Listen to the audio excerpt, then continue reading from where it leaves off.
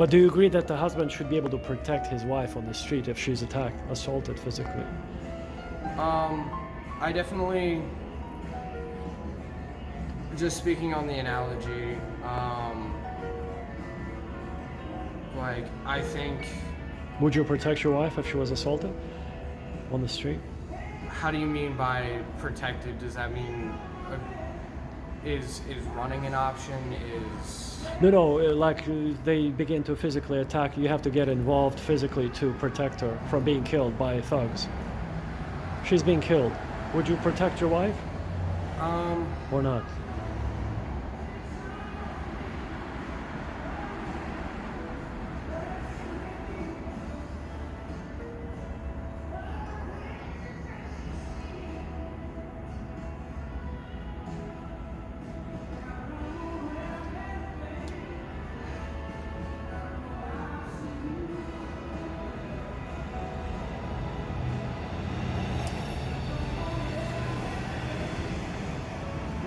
With hypotheticals like this, I never like to say that I would do this or I know that I would do this because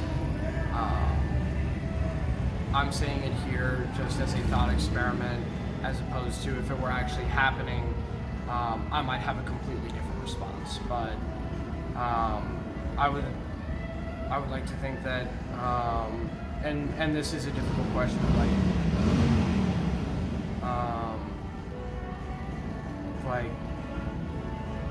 seeing somebody you care about deeply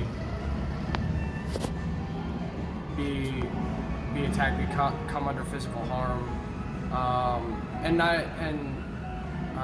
physical, emotional, psychological, like I would like to think in that instance that I would step in and not necessarily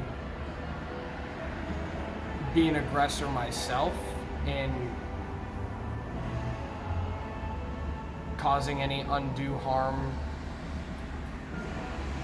to the aggressors, but I'd like to think what I would do is try to step in the situation and try to get out the person that I care about, my wife in this thought experiment, get her out and then try to get out myself and then run away and escape, as opposed to necessarily taking an aggressive approach of like, but granted, in an actual situation like that, you have to account for the adrenaline, your own emotional reaction that I don't have this time to spend 2.5 minutes thinking about what I would do. It's a fight or flight, and that what I might do could potentially be very different. And Ryan, why did it take you so long to formulate your answer? There was a pause, a lengthy pause. Why was that? Because with this type of, with it just being a question as opposed to an actual situation, I have the luxury of being able to think through my answer, to calculate,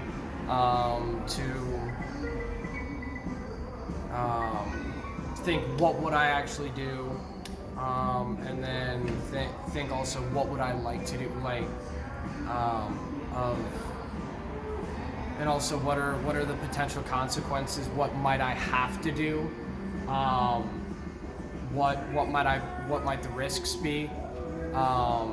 Whether physically to myself or to anyone else involved in the situation. Well, I enjoyed your answer. I really thoroughly enjoyed it. Very careful, very thorough answer. I just simply was curious how you didn't just spit out an answer, meaning like you didn't have a ready-to-go resolution to that problem on the street. You really didn't have a ready-to-go, like a formula in your head about that? If you had like a wife that you had 8 kids with, she got attacked, you don't know what you're going to do? Like you don't have a ready solution for that?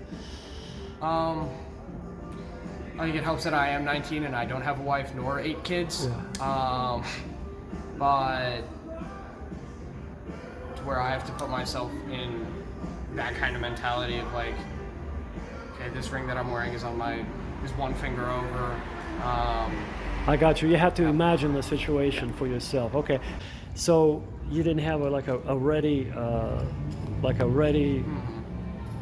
formula in your mind, right? That what you need to do if this happens or that happens. Yeah. Like I was saying, it's I very thankfully have not encountered that situation. Yeah, sure. And haven't, I don't think, been in anything that relates to that in that way, or to that severity.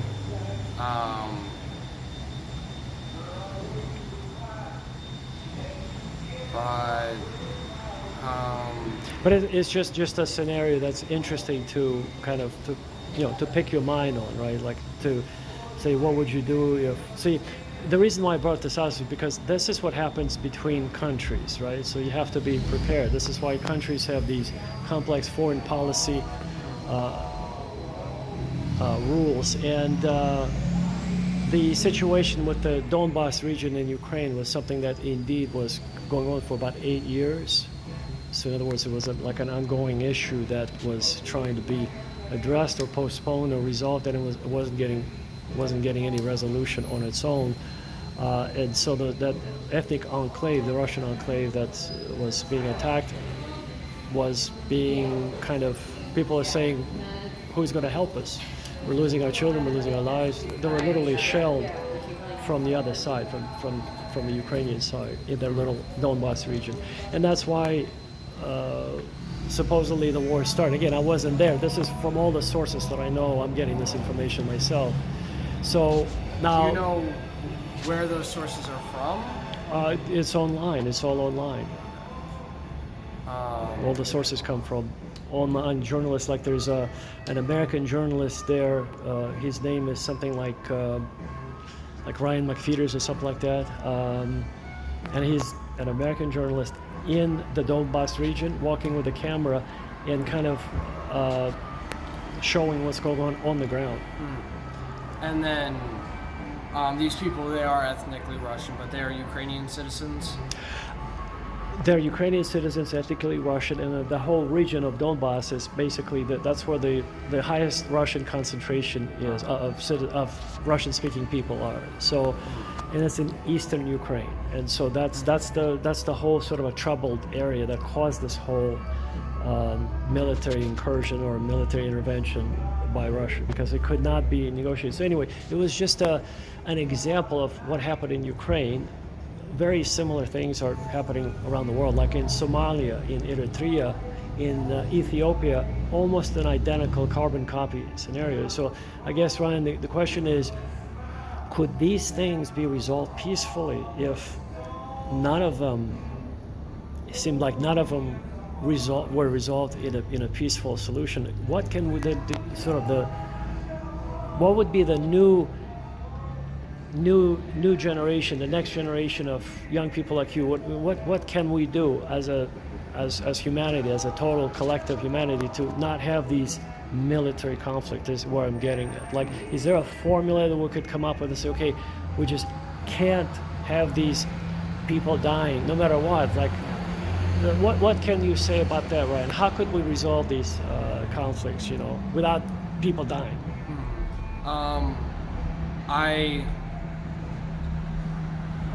I think that no matter what, it would take a very long time, and it would take a very big worldwide effort.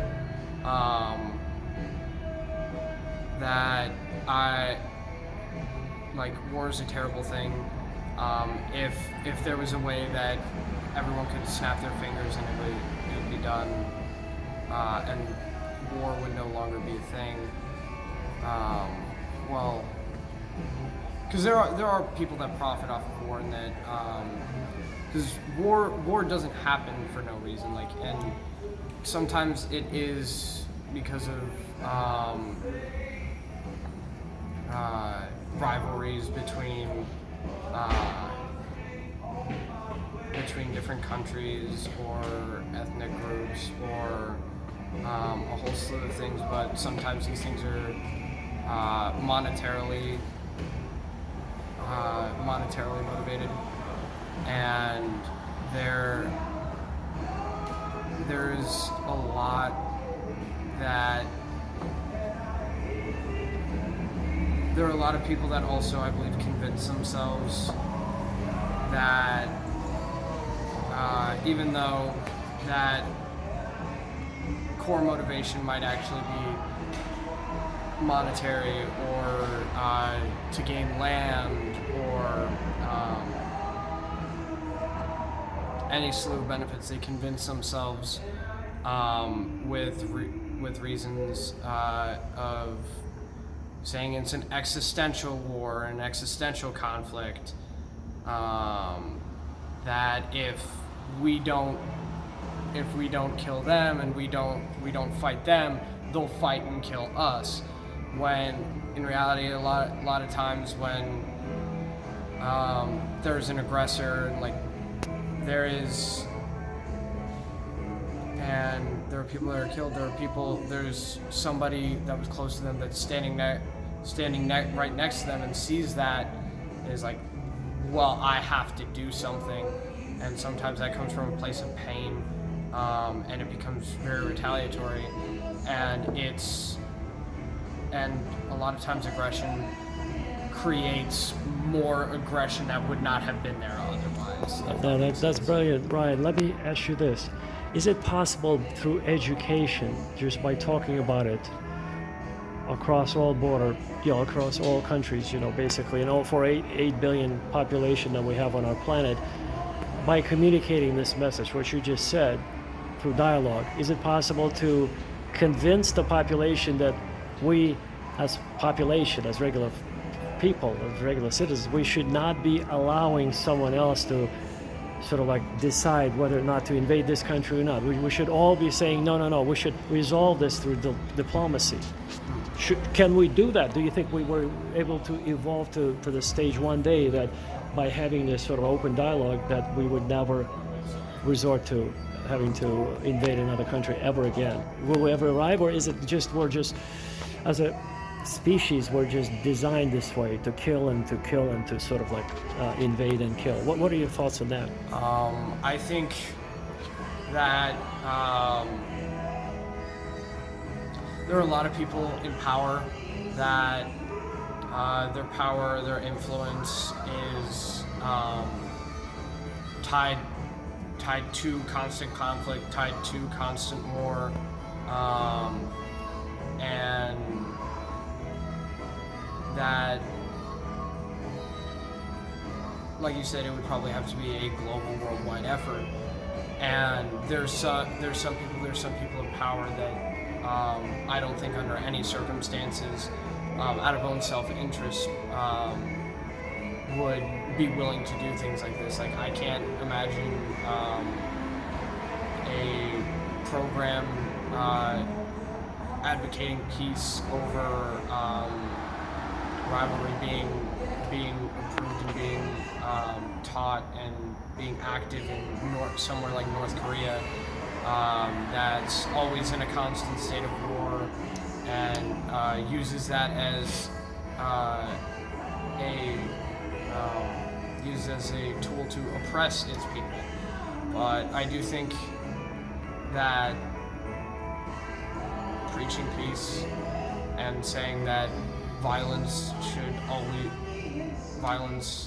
especially to the degree of war, should always be farthest from the first resort, as far from the first resort as possible. Yeah.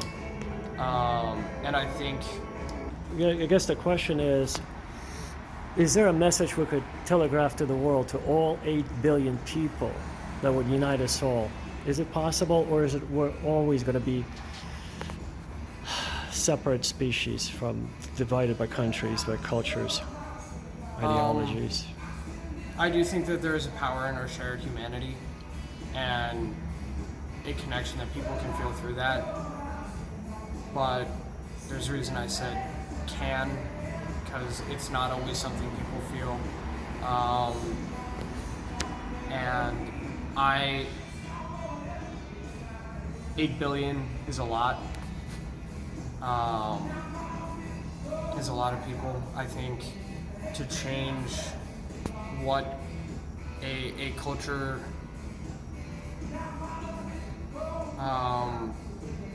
that has seemingly been human nature, or seemingly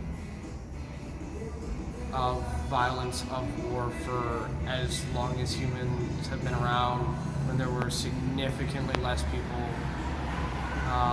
And it's obviously, things have changed. What wars are fought over have changed. Who's ordering. But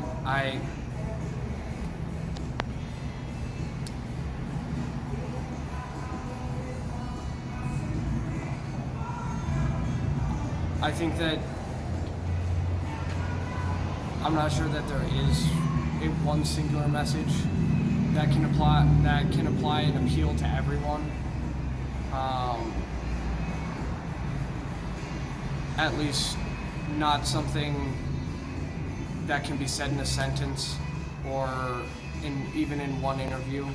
Well, Ryan, how about this? I will. You said something of 2 minutes ago, very powerful.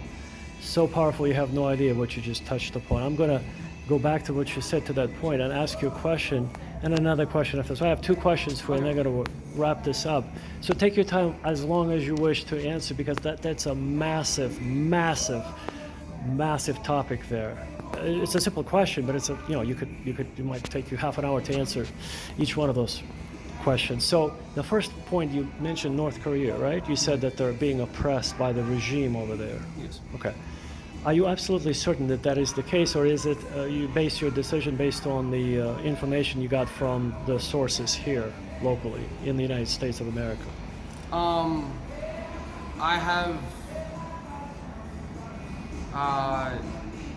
I have seen things from sources largely based out of the U.S., whether they be journalistic or historical. I'm not sure 100% if each of those sources was from the U.S. in particular, or just the West in general.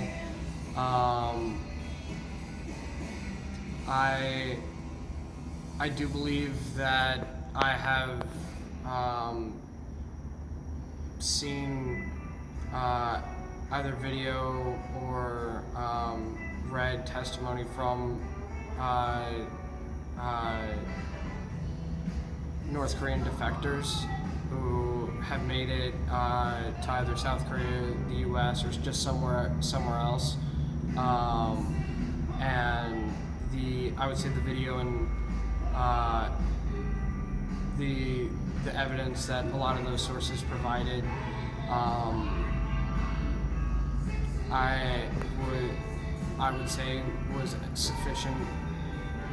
Okay, so let me ask you this, Ryan.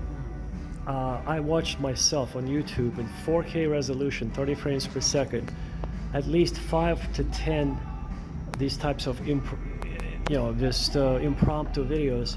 An 18-year-old girl, I don't remember which country she's from, she spoke English, but she hopped on the plane like this with a camera, like filming everything around her, just narrating her trip to North Korea.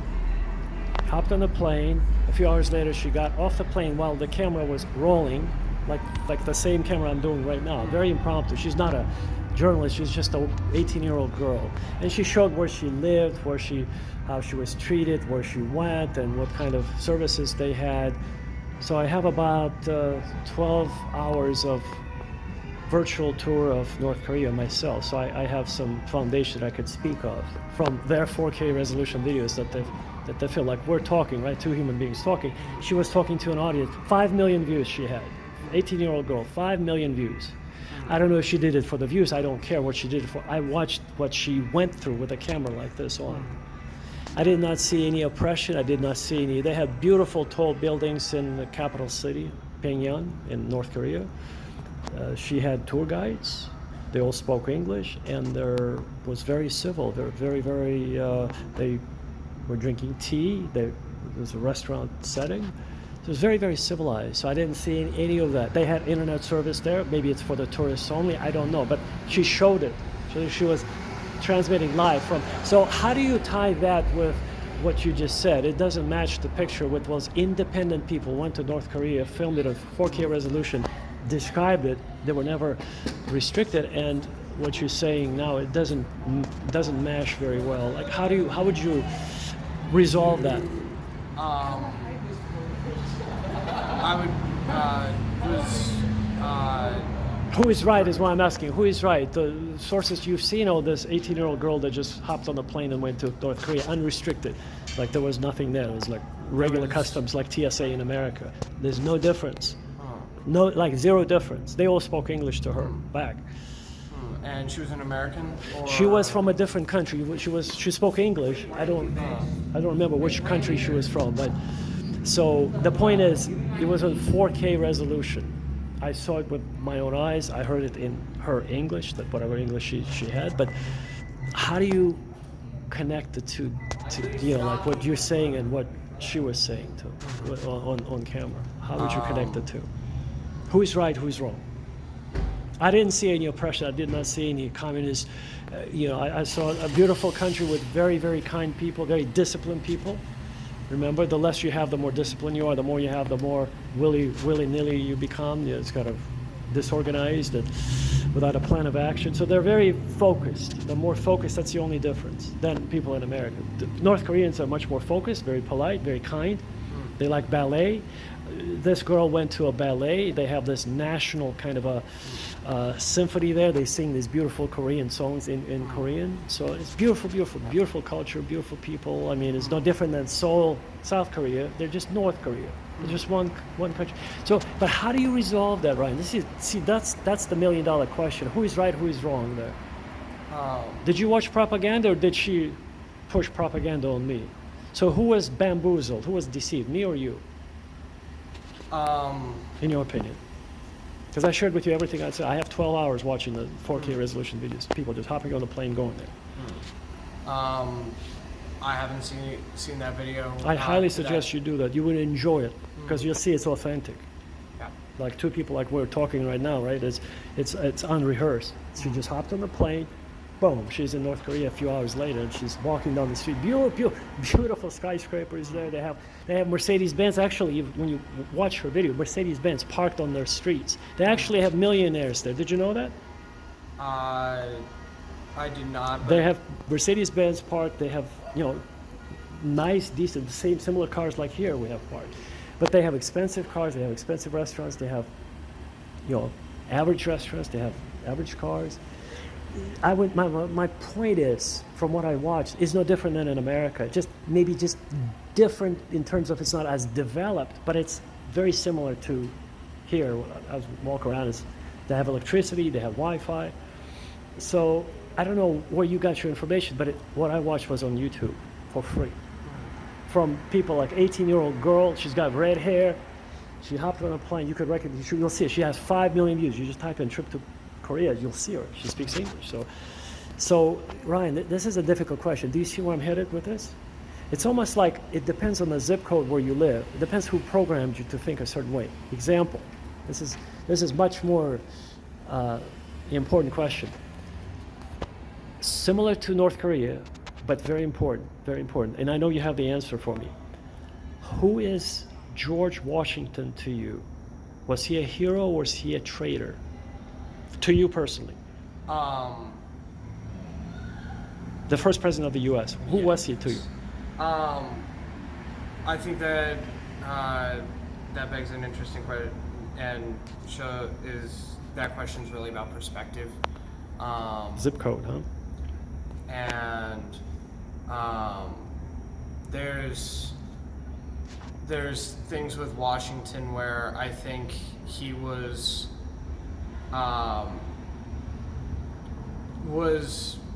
he a hero of the revolution? Yes. Was he a traitor to the British? Yes. But who is he then? See, that's the question I'm asking, Ryan. You're sharp, you're 19. So is he a hero or is he a traitor, George Washington? I think in a lot of ways he was a good leader. Um, he, I think he was vastly more imperfect than he's sometimes made out to be, at least here in America. But because there were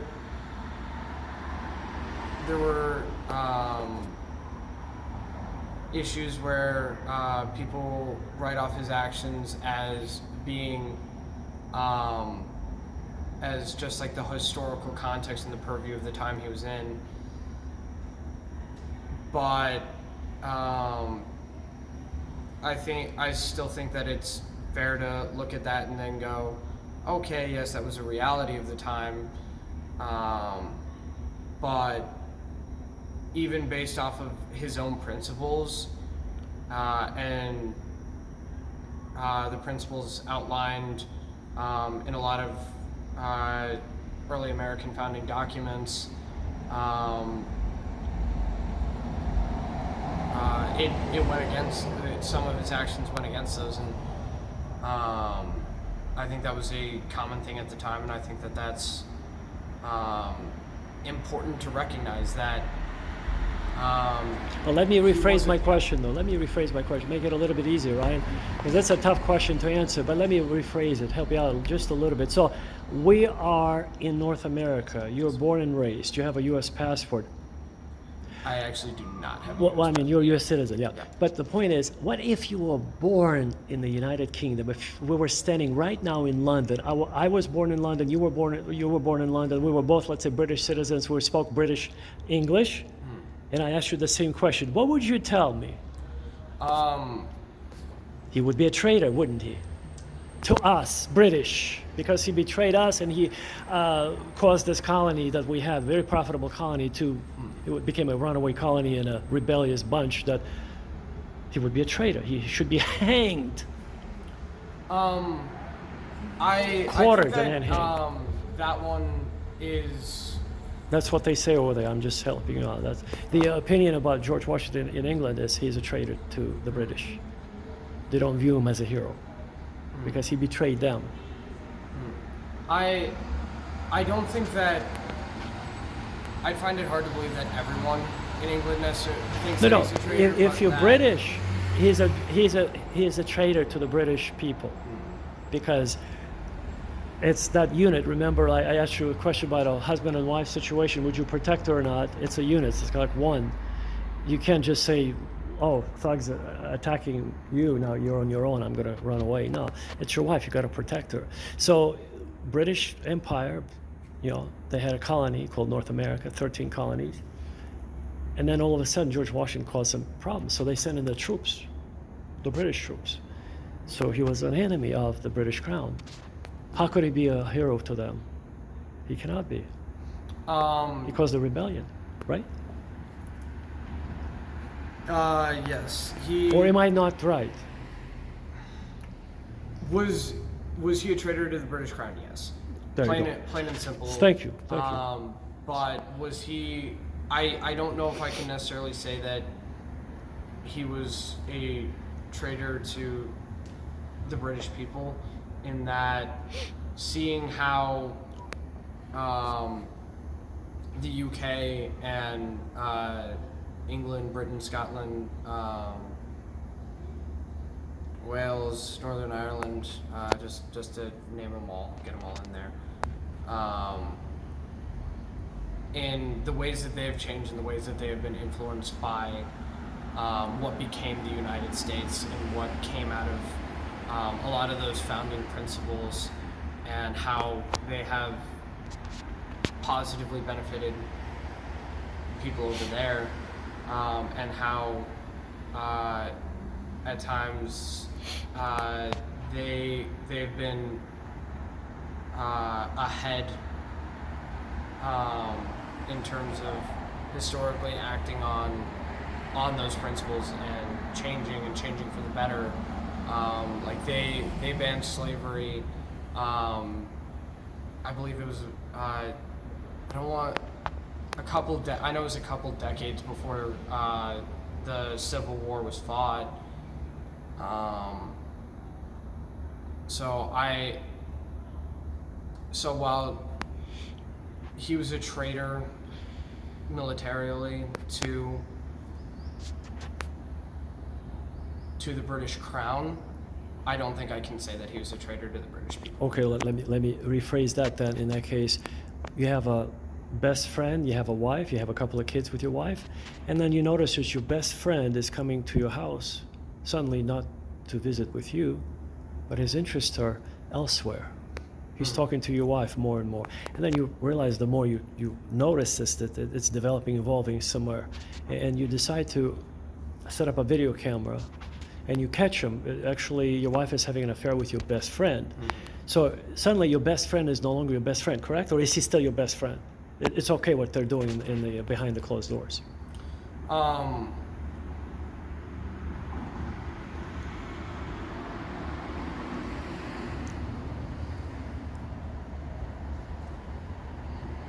They're having sex in your bedroom on your bed. I mean, would you confront your best friend and your wife that this is not cool with you, or is it okay with you? You would ignore, let it go. I'm not sure that this metaphor is a direct comparison, or that I would say it's a direct comparison. Well, let's say you're in that spot, in that pickle, in that situation. What would you do? Would you confront it, show the videotape to the wife and the best friend, and end the whole shebang? The marriage would be over, your relationship with your best friend would be over, or would you let them have sex in your bedroom, and pretend like nothing's happening? What would you do, Ryan? Well, I would think that I would confront them and have a conversation and be like, hey, this is going on, you guys are doing this, I know that you are. Behind your back. It's and it's just like I would think that whatever marriage that I'm in would end, probably. I would go into it with a condition of monogamy, and if that isn't followed by either my partner or myself, I would fully expect that to be like, okay. And then also when people are cheating, there I think that signifies deeper issues of whether if Would you divorce your wife or not? After that, I believe so. Yes. would you get rid of your so-called friend? He's no longer your friend. He is your traitor. He's a traitor to you, right? He's no longer your friend. You can't trust him anymore with your wife. Can you? Well, at that point, she wouldn't be my wife anymore. Well, I mean, that's your wife, still wife in your memories. But I mean, what a betrayal! Do you see how deep that runs? There's a violation of trust there, and I think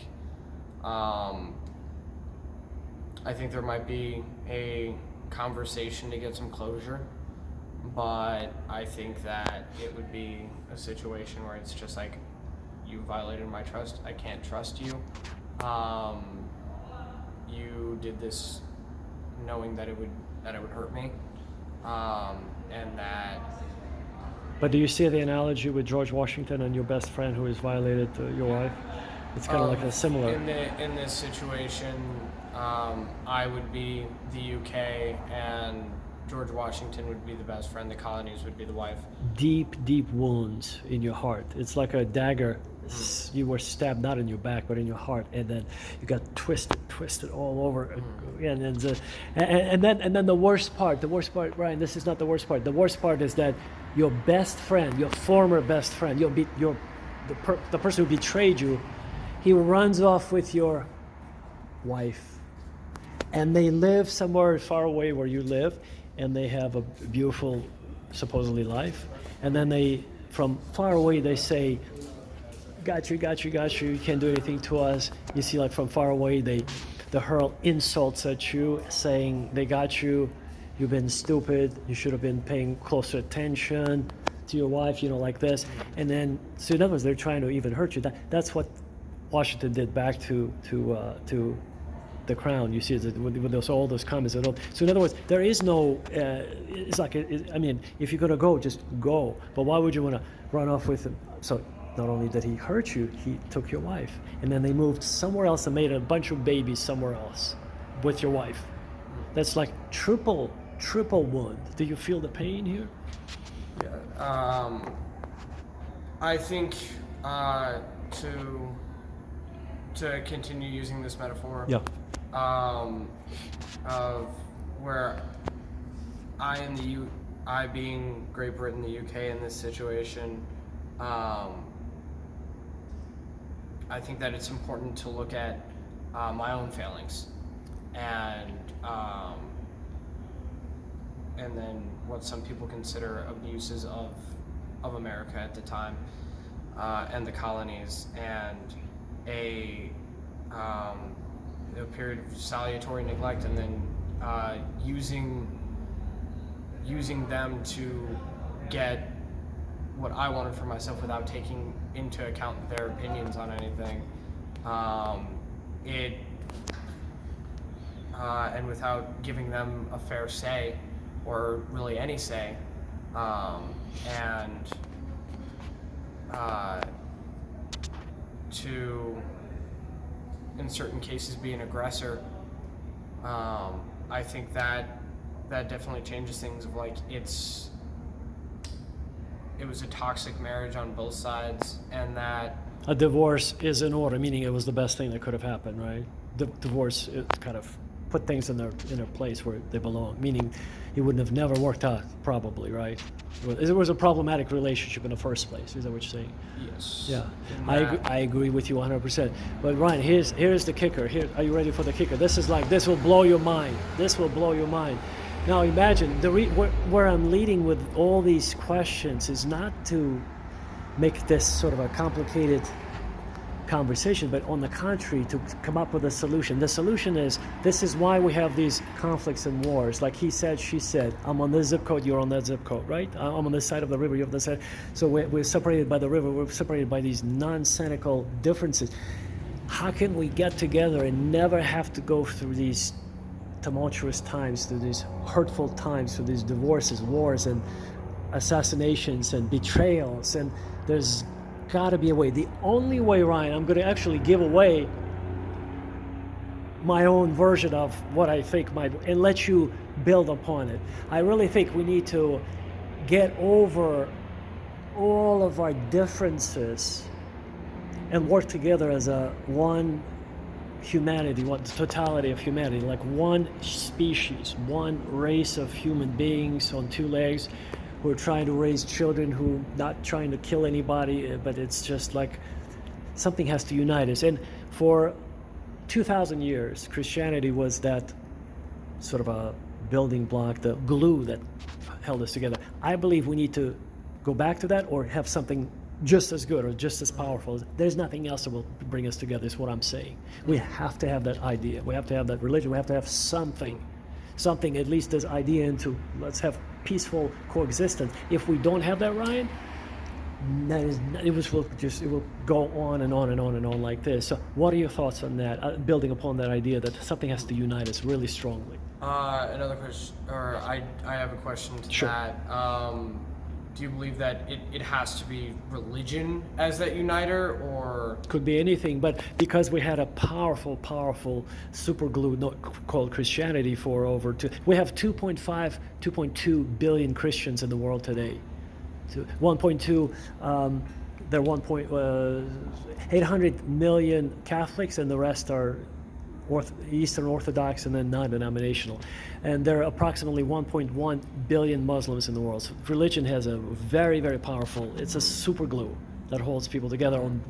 So in other words, it's not perfect, but it held more or less people together to where it was more or less cohesive bunch of people, like all over the globe. So what do you think? Can we still go back to using religion, or do we need another ideology to unite us? Religion,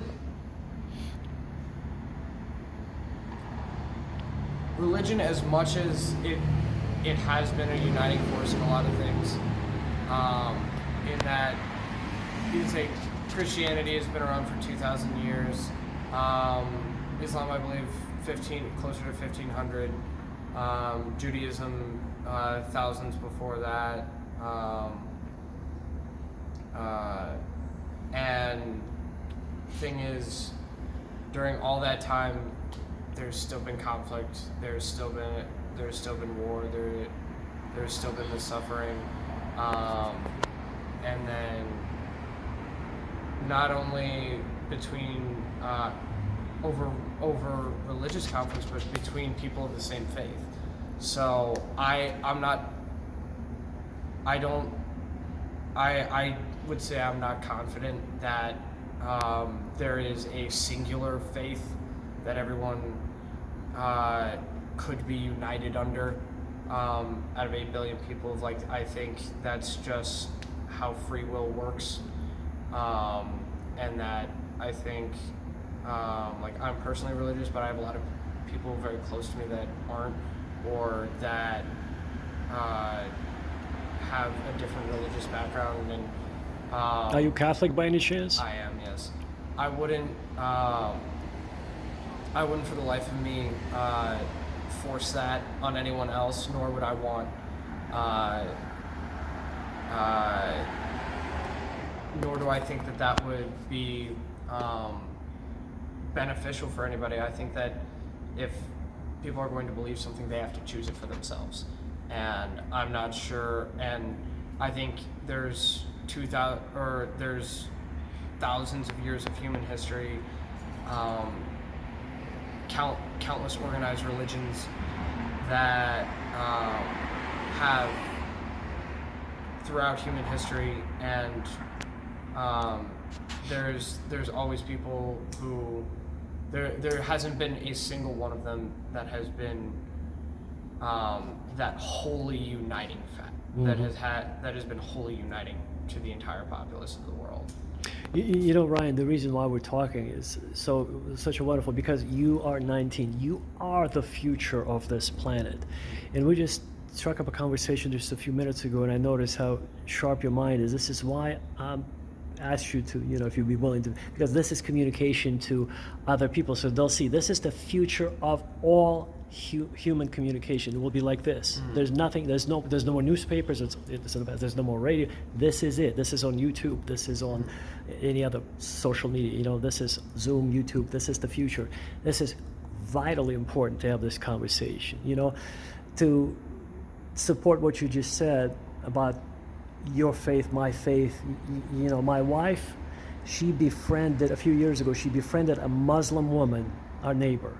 You know how women get chatty and they become friends very quickly. Men are not as quickly, but still. So she insisted we invite them over, and then they invited us over to their home, and we went to each other's homes a few times, and we learned about each other so much. We're Christians inviting Muslims. There's nothing wrong with that.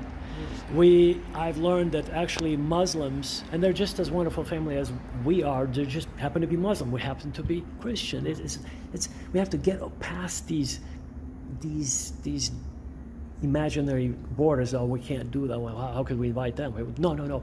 What I've learned is that Muslims are more disciplined than Christians. They pray 5 times a day. They have very, very, very, very, very similar concepts that we have as Christians. For example, the illusory world of temptations, they call dunya in Arabic. Dunya is this sort of a fake world that lures us in and lures us in as a the sort of a satanic, diabolical illusion. And we get lured, we get enticed, and then we get fooled, and then we get deceived, and then we lose everything we have. Dunya in Arabic, beautiful concept. We have Lucifer, which is Latin for the son of the morning, the brightest star. At some point, devil or Satan, which is in Hebrew Har Satan, it means the accuser. He was walking around and accusing people of not following the path of God. He wasn't that bad in the beginning, supposedly. That's 3,000 years ago, the Torah. So anyway, his original name was Lucifer in Latin. In Islam, the Arabic word for that is Iblis. So Iblis is the top dog. He is the general. Lucifer in Christianity. But Lucifer has demons, his soldiers who do the dirty work. And Iblis, he has shaitan or jinns. In Islamic tradition, there's a whole hierarchy of demonic dark spirits. In Christianity, there's still just a couple, but they're not as many as in Islam. The point is this, very similar, almost the same. When Muslims pray before a meal, they not just pray to thank God, like Christians only pray to thank God, and that's pretty much where the story ends, right? Would you agree with that? It's just to thank God for bringing us, giving us food, right? Muslims, when they pray, there's a practical reason for that. The second reason, besides thanking God for the meal, actually it purifies the meal from all demonic spirits who latch on to the meal and then they make us sick, according to the Islamic tradition. That's what they believe in. To me, it was something new that I've learned, but the point is, that's what they believe in. It's more practical, meaning it purifies, disinfects the food, so to speak, of all dark spirits, demonic spirits. They like to latch on, and then we get this serious condition. That's what they believe in. And on and on I could go, but the point is, in the interest of time, my wife she was the bridge between the two cultures. I've learned a lot, we all learned about each other's differences and similarities, and we became a little bit closer. We allowed our differences not to be the main point, and this is, I believe, the key, is this kind of communication opens up our minds and our souls to agree on what is productive, on unity, communication. Very, very important. What do you say to that, Ryan? I mean, how important is it to have this dialogue open between generations, between cultures, between religions? I think it's extremely important, and that just because we're different, I honestly think difference and learning about our differences, seeing, valuing, respecting, and trying to and coming to understand them is massively beneficial to all parties involved.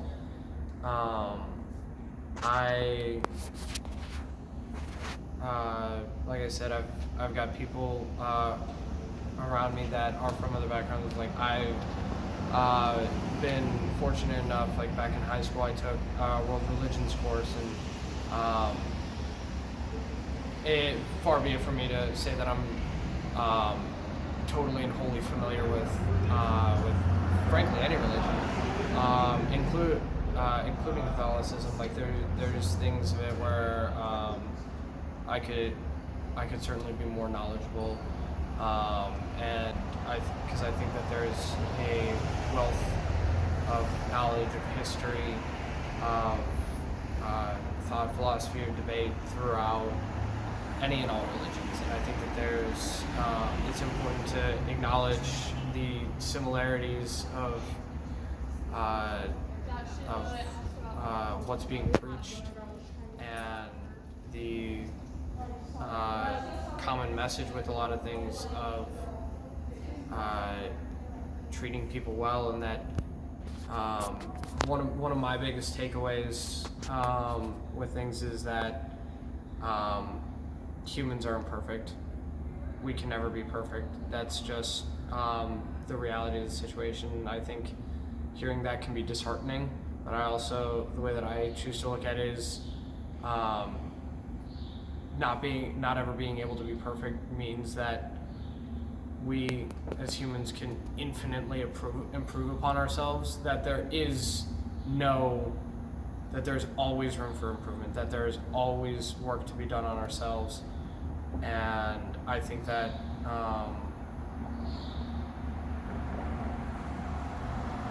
having that mindset and being committed to growth, that over time us as individuals will get better, and that I do also think it's important to acknowledge that there are periods of regression, and that sometimes we fall into pitfalls for ourselves, where, like, I know I've had it where I noticed, like, I did not feel that I was a better person than I was several months beforehand, and there were some things that happened where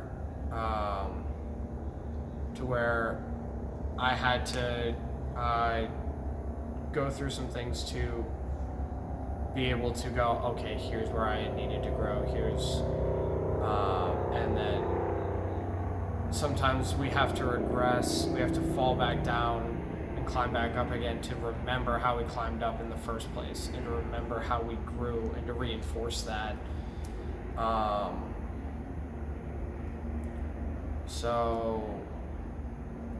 But there's the. Do you think that this conversation, once it's posted on YouTube, and anyone of any people of any age, but especially your peers, would be listening to a very intelligent conversation, how eloquent you are, they'll know that you're Ryan, you're 19, and they'll say, okay, I'm 19, I'd like to be like Ryan, just as sharp as he is. Do you think this conversation is extremely important for others to hear?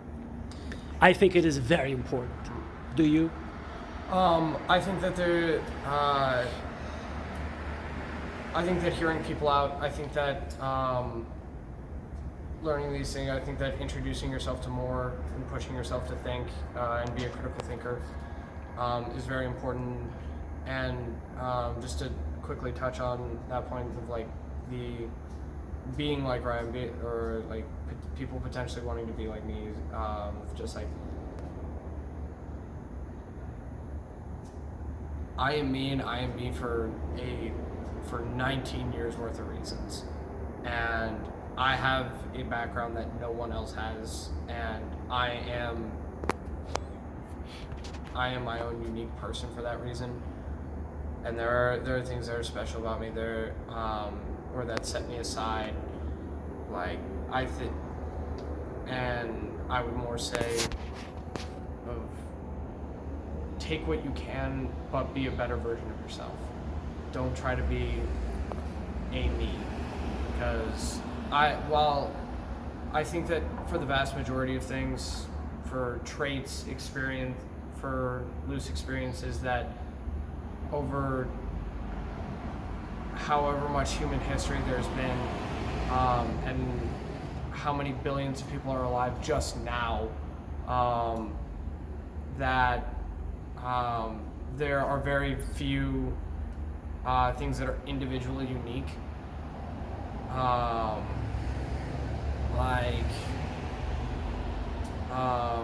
I'm someone from Chicago that now lives and goes to college.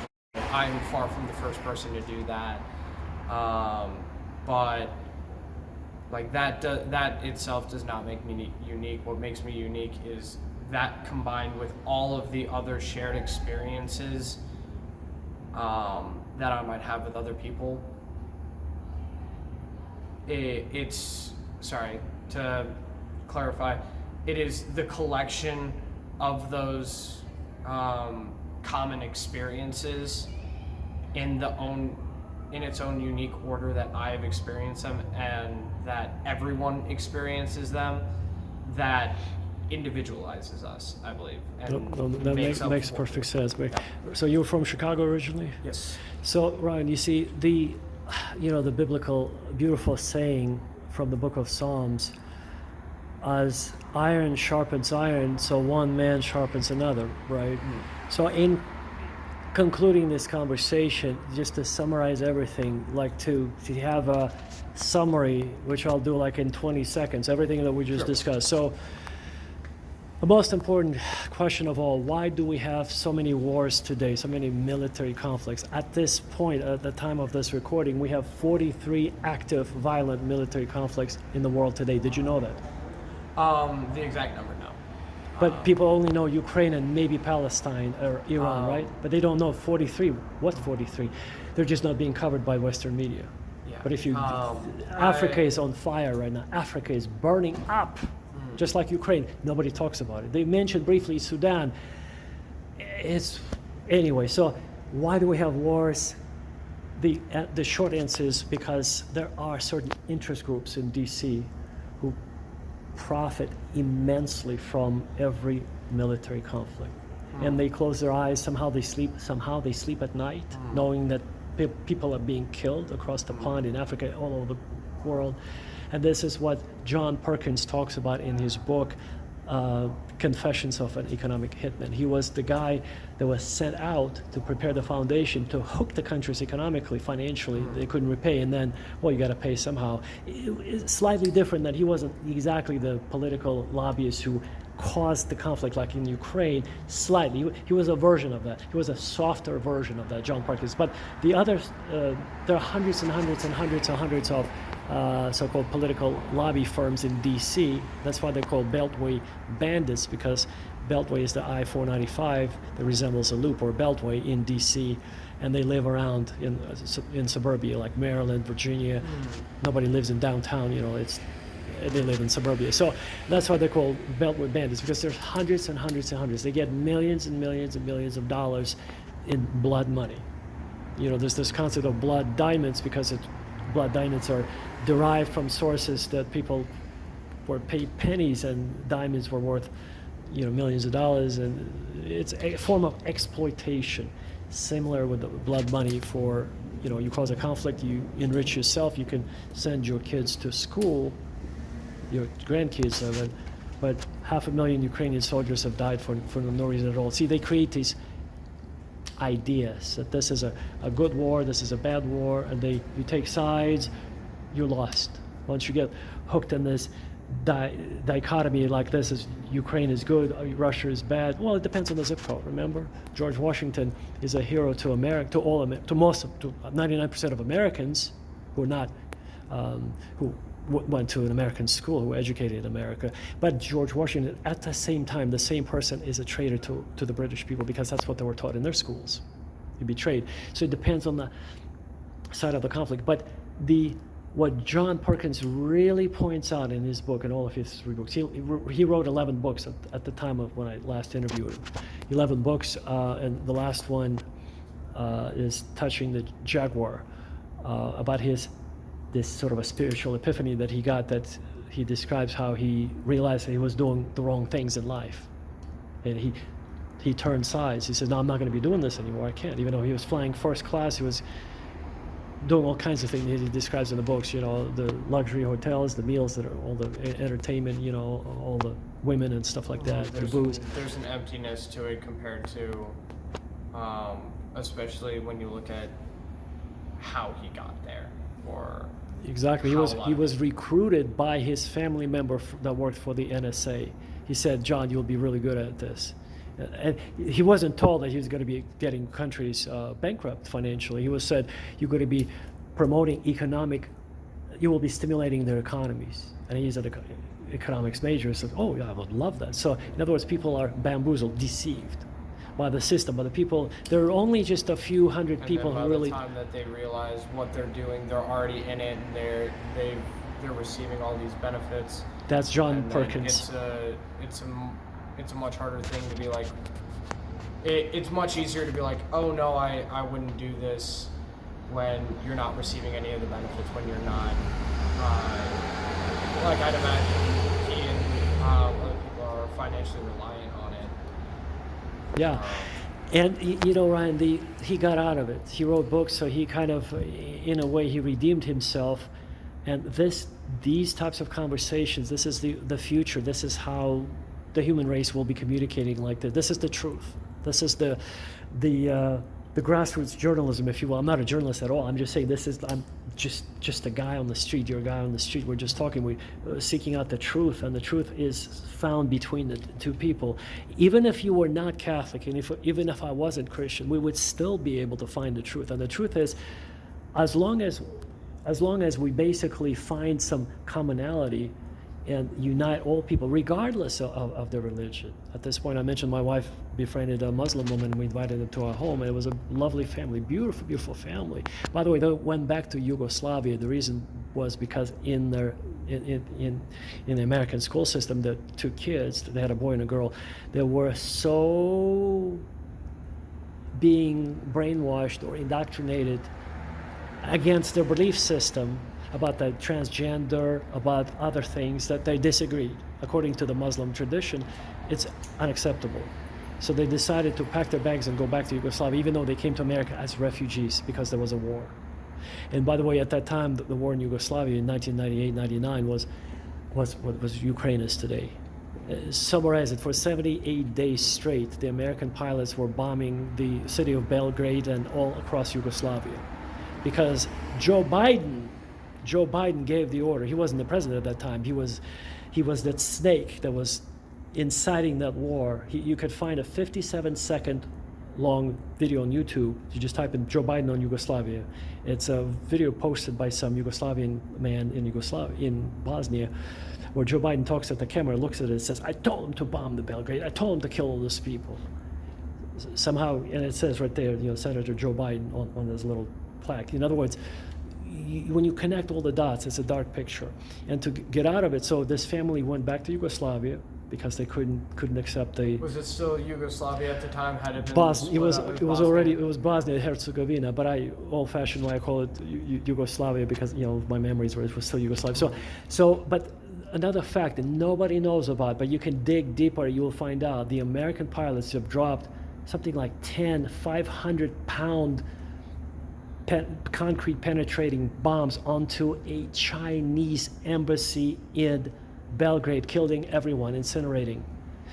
Embassies you don't touch no matter what. Embassies are like you invading another territory. You can't. It is the territory of that country. All the people got burned. They all went there thinking it would be safe. Imagine what a nightmare. And guess what? Did you read about this anywhere in the newspapers? No.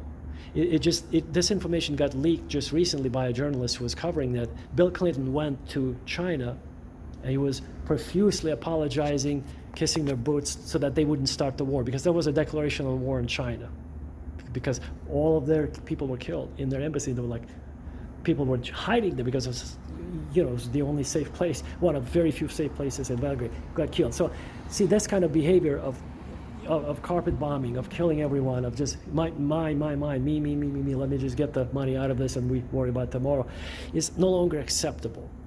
Because at some point, you're going to have to pay the piper. The point is this, I'm going to get to the sort of a conclusive story. So peace building, very important. Find commonalities. Having this kind of dialogue is very, very, very, very, very important. Without this dialogue, we're just nothing. We're just, there is absolutely, there's no future. So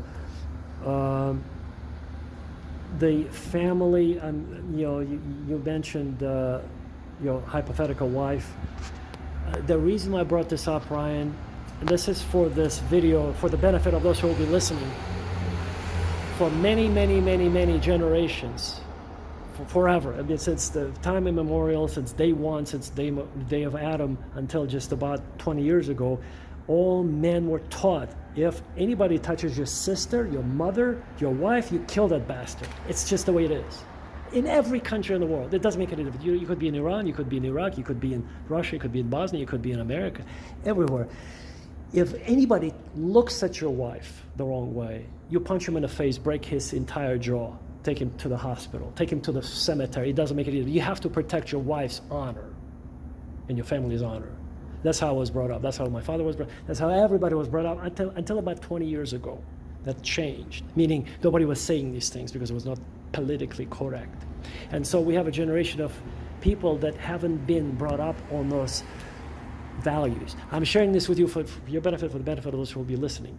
And anybody who's older than 30 would agree with this statement. So this is how we were. This is our value system.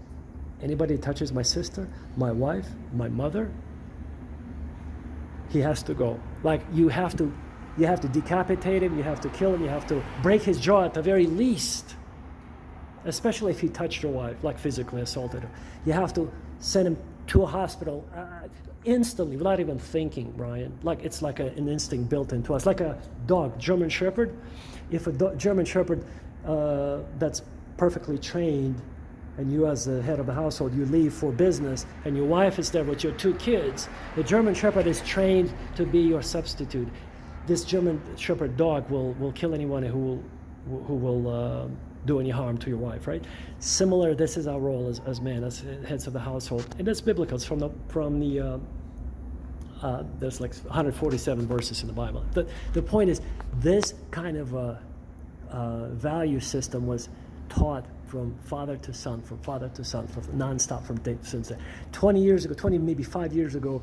That we turned into this very strange world, Ryan. You didn't, obviously, I could tell you didn't have this data in your reservoir.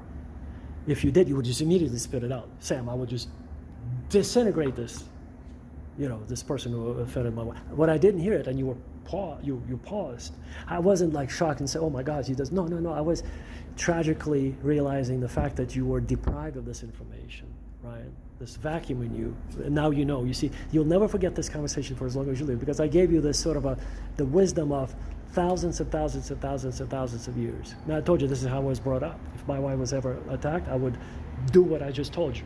This is what I was trained to do, like a German Shepherd. This is who we are as men, as leaders of our heads of our families. Anything else is from the evil one, meaning this is a new teaching that does not go very well, because if you ask any woman out there, any woman, and they usually go in groups in bathrooms, and then that's where they get chatty, and you can, if you ever have a chance to overhear the conversation, this is where they really tell the stories about their husbands or their boyfriends. And that's what they would want. Say, my man, he stood up for me.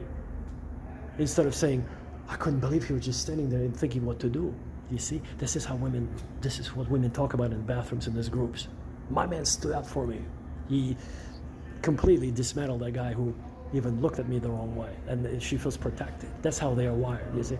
Women want, the way I proposed to my wife, just a little story, just kind of, it's very, very important, because many young men today, when they try to think about proposing to the future wives, they want to get down on their knee, bring the ring. Wrong thing to do.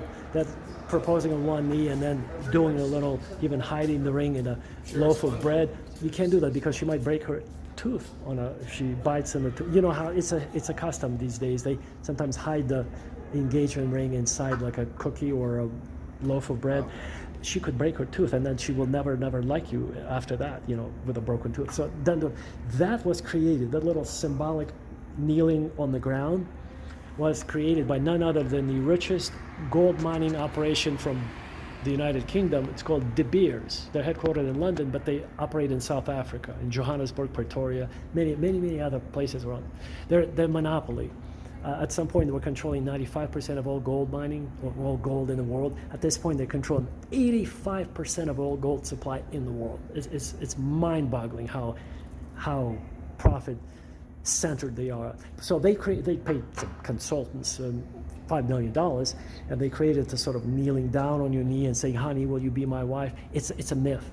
It was created to perpetuate this myth that you need to do that. You need to have this diamond ring to show to your wife. I gave my my future wife at that time. So first of all, we knew each other from college. Real quick story. So we didn't have to date. We already knew each other. She called me one day. I was eating dinner. She called me one day. A few times I noticed she wanted to talk to me. Most women don't call her, so often. I mean, it was a repetitive call. It was like 5 times in a row. So I finished my dinner, digested a little bit. You need to let your food digest. You called us back and said, "What's up?" And she wanted to meet. She wanted to talk to me. I said, "Why don't we meet in the park?" We went out, talked for half an hour, and we got married right there. I already brought the ring with me. I didn't get down on my knee because I already knew that was a scam. That was a programming. It's brainwashing from De Beers. Why would I be following somebody else's program? So women are looking for men who know how to structure marriage. It's a relationship, it's a contract. So she's looking for only 3 things. A solid man, serious, he has a place to live, he has transportation, he's got maybe some money in the bank, because she wants to give birth to her children in a safe environment. That's it. This is why. She doesn't care about that kneeling down or that ring or that biting into this loaf of bread with nonsense. De Beers propaganda. No, I told her, look, I got this and this and this and this. I'm all settled. Tomorrow we go to City Hall. We get married. Here's your ring. I give her an Alexandrite ring. It changes colors. It's an heirloom from my mother. I got it from grandmother. Women love those stories. Never. Yes, diamonds are nonsense. So, De Beers again. It's propaganda. So I said, we're going to City Hall. We're getting married. We eloped.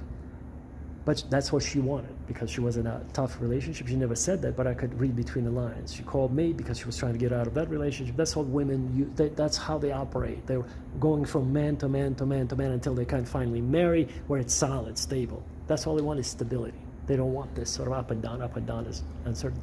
We got married, we eloped. I became the favorite son-in-law. Her father loved me because I saved them thousands of dollars on a wedding, because we eloped. We didn't have a wedding.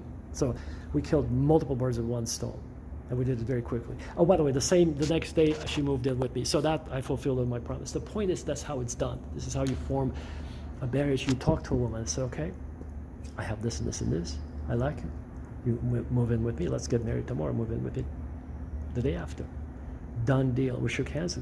That's how relationships are structured. Even with women, they don't want this sort of, this is a myth that they want. If you really, I spent 10,000 hours studying women.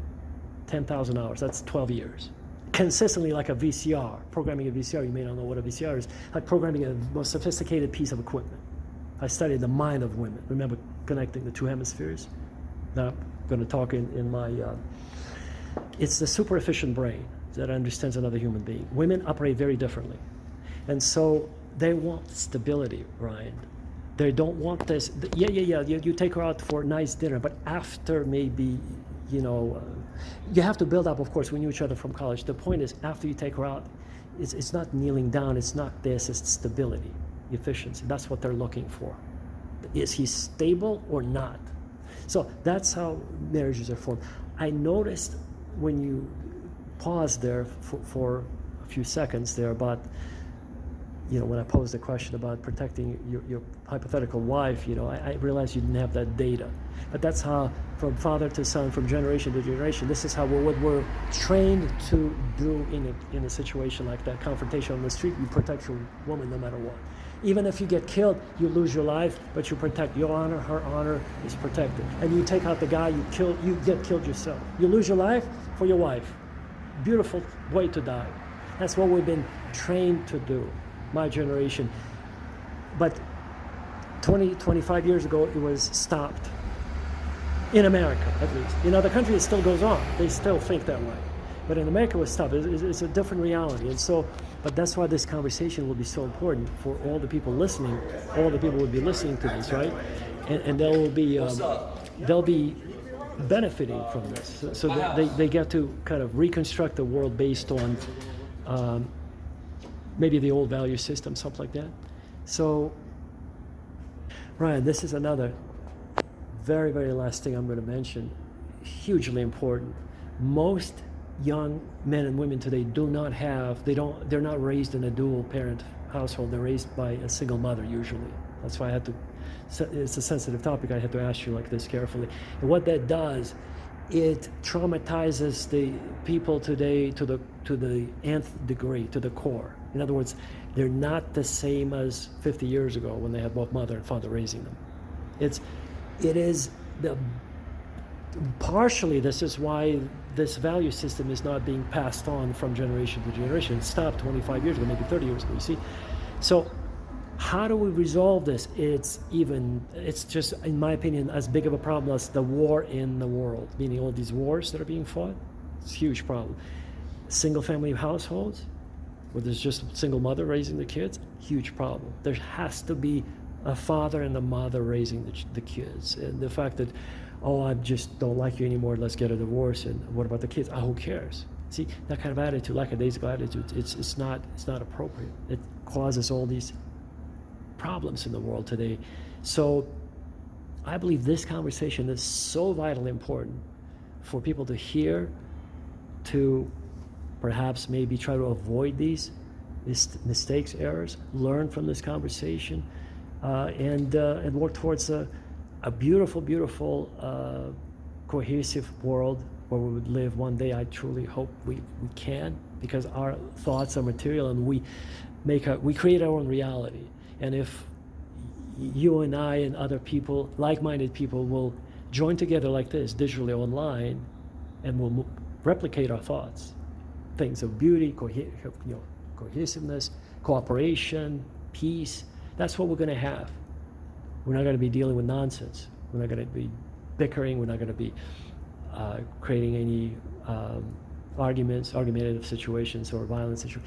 We're for peace. We're for cohesiveness. We're for any religion that will unite us. Meaning, for us it's Christianity, for someone else it's Islam, for somebody else it's Hinduism, for somebody else it's whatever. But as long as they're happy with that, we're not proselytizing anything. That we're just trying to find some common ground, right? Do you agree that this is absolutely critically important, to find some common ground and something in common between people to unite them, because we're so disconnected so disconnected on such a level that is beyond. This is why we have all of these problems now being multiplied. So, last word to you, Ryan. Just say whatever was on your mind to sort of summarize our, I believe, very important conversation for people of any age, your age group, and any age group. They're learning too. They don't get to talk to. You see, many parents don't talk to their 19-year-old children like this. They don't know what's inside their heads. And so this is a way for us, all of us, to have this dialogue and say, what's the problem really? Why don't we talk like this more about important issues? Peace, family. What else? Passing the value system, or not the value system, where there's nothing left. Ryan, take it away, man. What have you learned? Why is it important? Why is this conversation important to you and other people? Go ahead. There is a lot to unpack there. I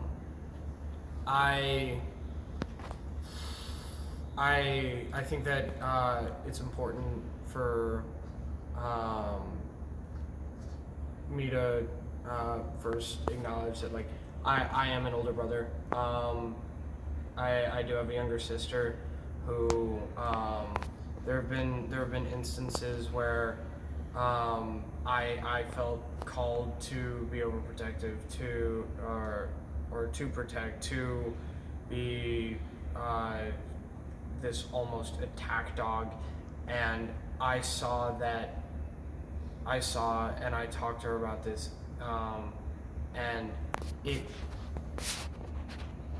wasn't conducive for her. It wasn't what she wanted, and it did not help her. It wouldn't have, and it didn't help this situation. If I went through with more of it than I did, all that would have happened. Some people would have been hurt.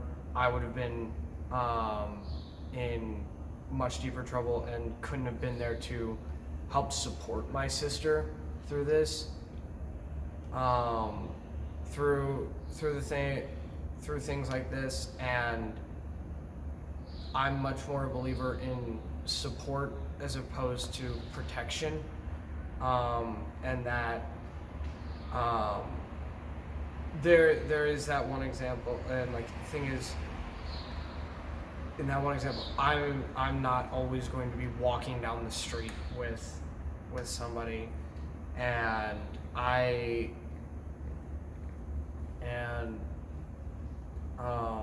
think that it's a lot different when you're there. And I would also I would like to think that if I was in danger in any way, that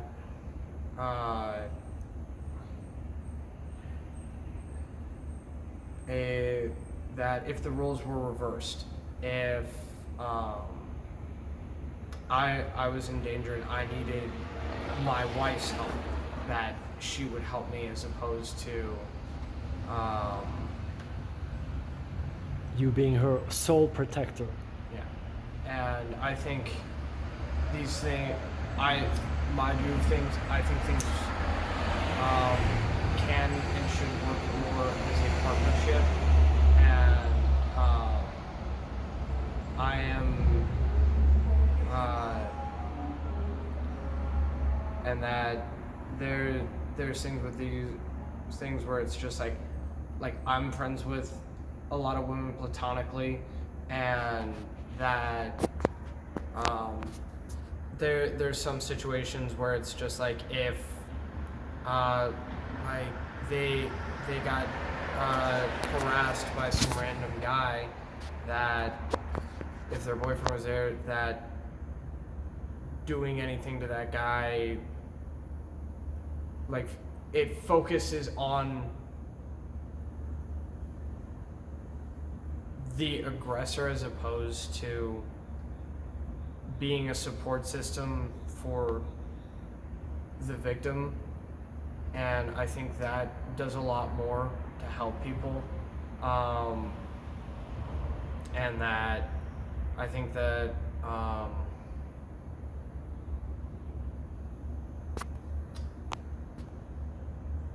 and that it's just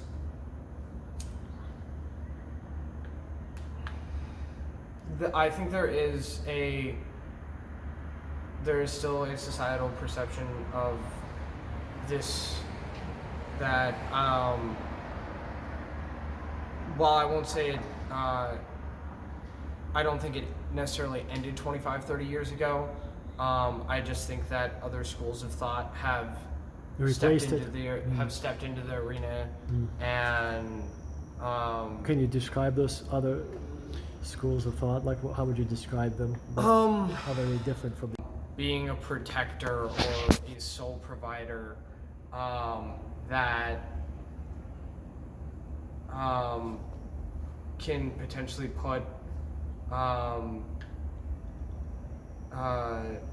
the man almost in a position of almost on a pedestal or a position of power, like this. I think that what you were saying to some degree with stability, I think stability is the thing that at least in long-term relationships people do want, and I don't think that that's something reserved to women, and I think that, but I also think that there are people who stability isn't a priority for, that especially amongst people my age, like where going around having fun, not necessarily committing to one thing or another, is just where they're at right now. That's not how I conduct myself, but you know what, I respect, like, this is each our own journey, and it's not my place to say that that's wrong or that's bad. There's certainly ways to go about it wrong, but there's also certain ways to